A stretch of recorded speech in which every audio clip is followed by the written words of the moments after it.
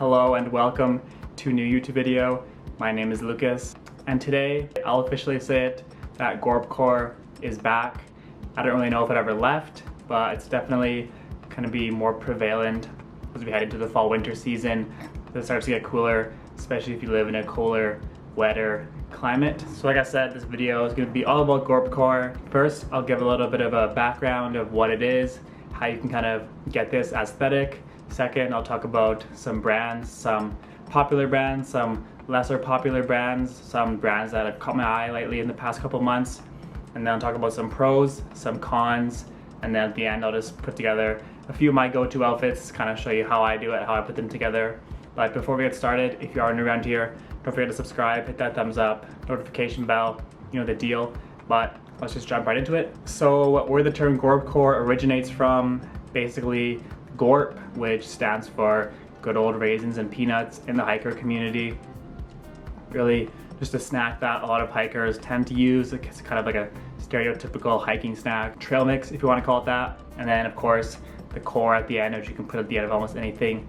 Blowcore, Gorpcore, etc. really. So yeah, Gorpcore has been gaining a ton of momentum in the past couple of years, especially when Frank Ocean was wearing those mammoth puffers, Arc'teryx grotto beanies around Fashion Week, and wherever he was out and about in public. And then I would say last winter it definitely saw its peak in popularity, especially in the mainstream. Salomon, Arc'teryx were doing incredible things. They had amazing fall-winter seasons last year. And then in the summer, I would say it kind of died off. Obviously, you're not going to wear down jackets, shell jackets, pants in the summer as much as you would in the winter. And then I think as we head towards the fall-winter of this year, we're going to begin to see a huge comeback of it, especially on Instagram and TikTok.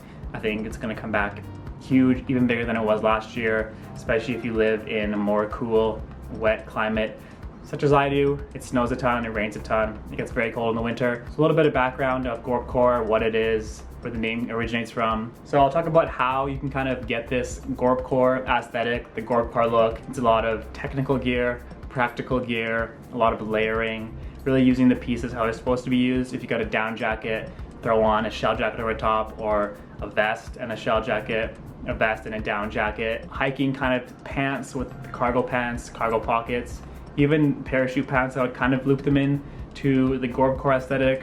Obviously, parachute pants became extremely popular this summer and heading into the fall, especially in large part due to TikTok fashion, whatever you want to call it, whether that's good or bad. But parachute pants, cargo pants, hiking pants, rock climbing pants, and then shell jackets, kind of zip up hoodies, pockets, practicality, functionality.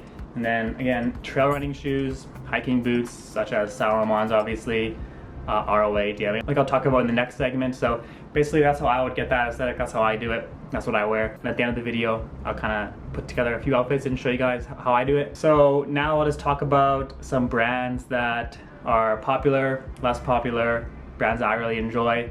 Obviously, starting off with the most popular brand, I would say, especially in North America, that would be Arc'teryx. They make almost any kind of gear you need: shell jackets, down jackets, base layers, hoodies, pants, shorts, boots and shoes, beanies, hats. Like, they make almost anything you need, backpacks if you're more into that stuff. But Arc'teryx obviously been around for tons and tons of years. Canadian company, do incredible things in the community as well. So Arc'teryx, obviously the most popular, I would say, outerwear brand. And then for footwear, probably the most popular brand, especially this past year, Salomon. They have done incredible things, from collabing with Hidden to Lark Automobile, definitely coming more into the streetwear, street style area of things, especially with the XT6. The new ACS Pro model is super popular, definitely going to be one of the shoes of the fall winter in my opinion. They've been doing incredible things. And then of course you have Patagonia, which their founders sold the company, or giving all the profits away to charities and stuff like that. So doing incredible things. Obviously Patagonia has always been at the forefront of initiative and leading the charge and changing and protecting the environment and being more environmentally cautious, environmentally friendly. So Patagonia, definitely one of the more popular brands as well, and they're always forward thinking and doing incredible things. And then of course you have the North Face and Columbia as well. Not really the most popular brands, but they definitely do their thing, and they're definitely tons and tons of gear that they have as well for a little bit of a cheaper price point if you were to go for Arc'teryx. So I'll say those are like the top tier popular brands, and then there's like And Wander, Snow Peak, which are more Japanese brands focusing on camping, outdoor gear, hiking gear. Again, a little more expensive because of the premium from shipping it over from Asia to North America. So a bit pricier, but the quality is amazing. The build, the pieces they use are incredible. The material, the quality, just incredible pieces. I don't own any Snow Peak apparel yet, but I would definitely like to get my hands on some. Then if you live in North America, obviously we have Mountain Equipment Co-op in Canada and REI in the US. And I know personally, MEC, I'm assuming REI the same, they make some incredible in-house things for a fraction of the price of, say, Arc'teryx or And Wander, North Face, etc. Make some great in-house products under their own brand name.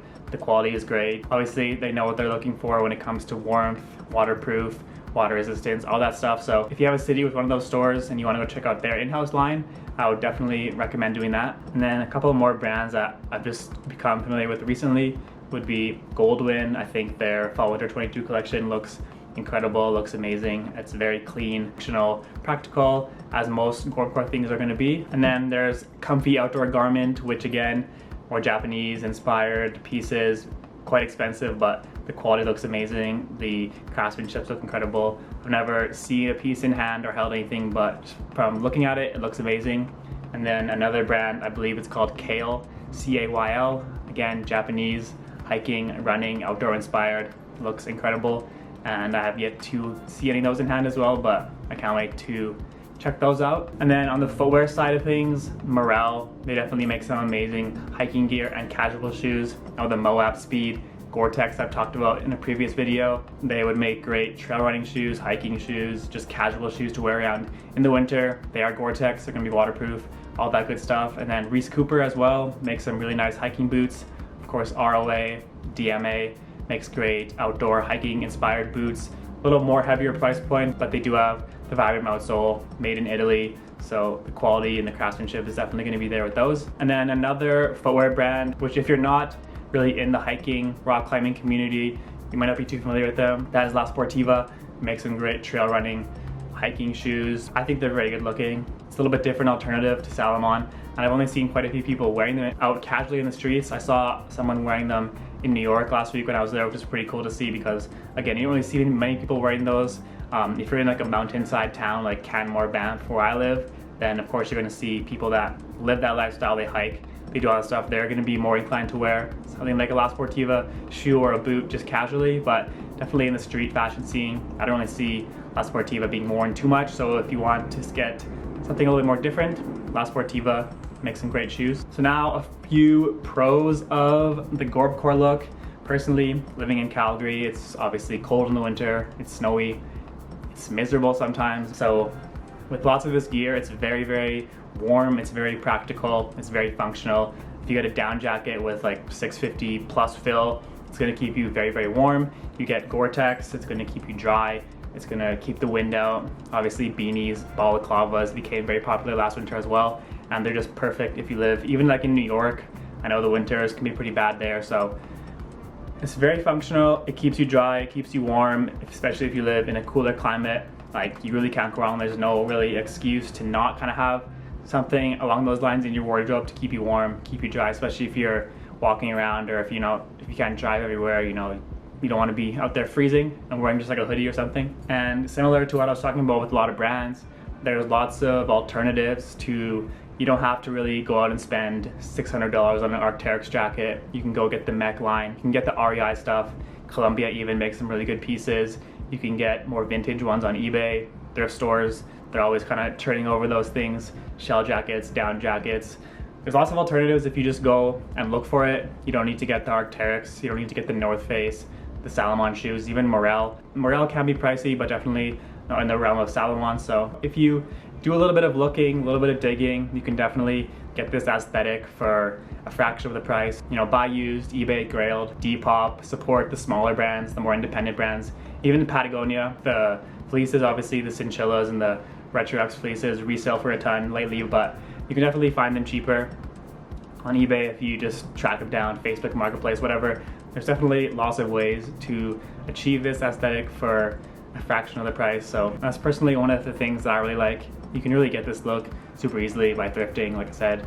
And even like if you want to get something brand new, there's definitely more alternatives. Lots of brands that will cut the price and the quality is still going to be amazing. And then just a few cons. Obviously, it's not going to be for everybody. If you live in LA, Texas, Florida, and this place where it's really hot, you're not going to really have any use for a down jacket or a shell jacket. The shoes you can definitely wear, the hiking shorts you can definitely use, but like I said, jackets, there's not really going to have any use for them. The beanies, toques, you're not going to have any use for that. It definitely can be expensive if you want to only buy Arc'teryx and Wander, Snow Peak, the more top high-end brands. Obviously, they carry a higher price point. Gore-Tex is generally going to add a few dollars to the price tag as well. But in my opinion, it is worth getting one or two pieces that have a higher price point because the quality is amazing. They're going to last you forever. And I know Arc'teryx and Patagonia have a very good warranty. So if you do damage it, change it and get a brand new one, or you can return it, you can trade it in. And then at some points, it can be overkill. Personally, speaking from experience, I had an Alpha SV Arc'teryx shell jacket, which is a mountaineering jacket, and I don't do any mountaineering. I don't need a jacket that is that intense, so I did end up selling it. And again, that's another thing also with Arc'teryx, is you can, if you want to sell on the secondhand market, you can generally recuperate a bulk of the price that you paid for it, generally speaking. So yeah, like I said, it can be a bit overkill. I have these other Kladdermusen pants that are mountaineering pants. They're a bit thick, a bit heavy duty. Like I don't need that kind of intense pants just for walking around the city at all times. Like it's just not necessary. So sell them, buy something that you're comfortable with. It's going to be at your level of what you're doing. So those are just a few of the cons that I could think of. Pricey,